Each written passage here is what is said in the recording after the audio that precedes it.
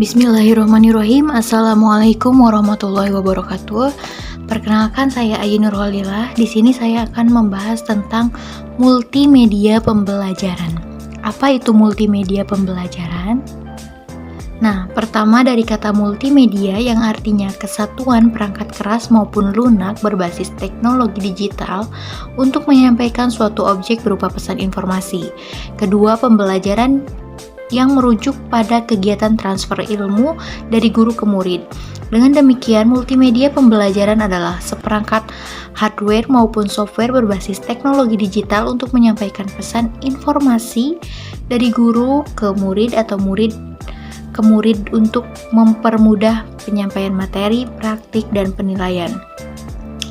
Selain itu, multimedia pembelajaran dapat diartikan sebagai aplikasi multimedia, teks, audio, video, grafis, diagram, gambar, chart, animasi sebagai sarana penyampaian informasi dengan bantuan teknologi komputer untuk mencapai tujuan pembelajaran.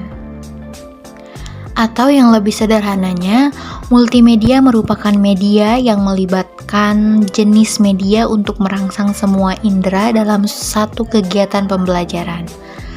Nah, selanjutnya tujuan multimedia pembelajaran. Tujuan penggunaan multimedia dalam pendidikan dan pelatihan adalah melibatkan pembelajar dalam pengalaman multisensori untuk meningkatkan kegiatan belajar.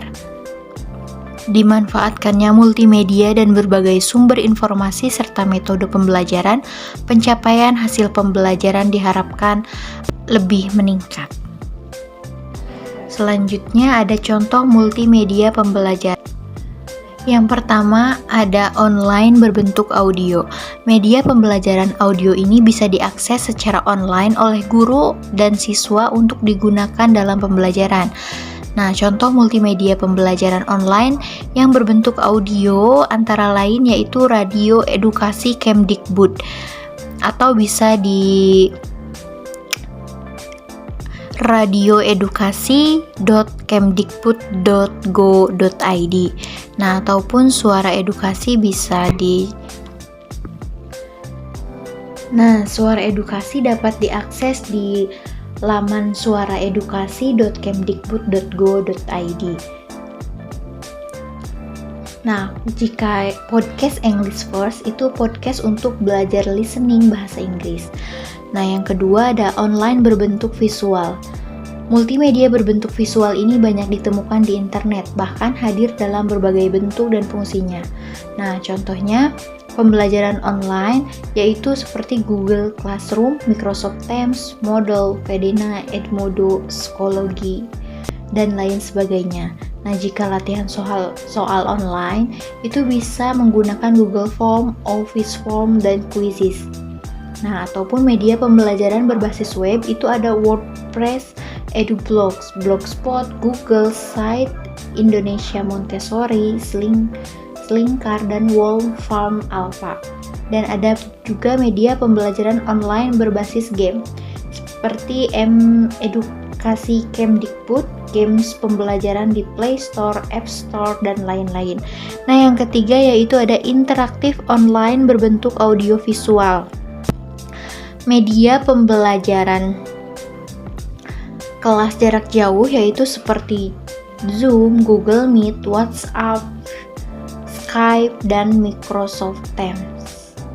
Dan ada juga media pembelajaran berbasis video audio visual yaitu Rumah Belajar Kemdikbud, YouTube, Vimeo, Jogja Belajar Budaya, Ruang Guru, Kuiper Class, Genius Education, Sekolahmu, Kelas Pintar, dan masih banyak.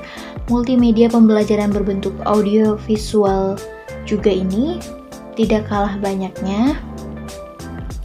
Yang keempat yaitu offline berbentuk audio.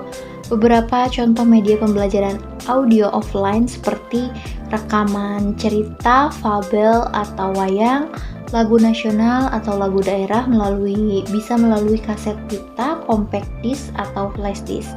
Untuk media aplikasi offline contohnya Tiny Piano.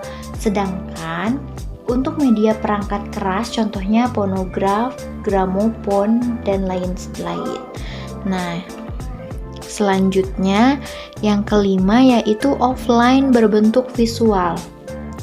Media pembelajaran yang konsepnya visual, contohnya aplikasi Rekentes, software kalkulator ilmiah, Second Light, Animal for Kids, Chinese Toolbox, Cemdigit, Celestia Portable, dan masih banyak lainnya.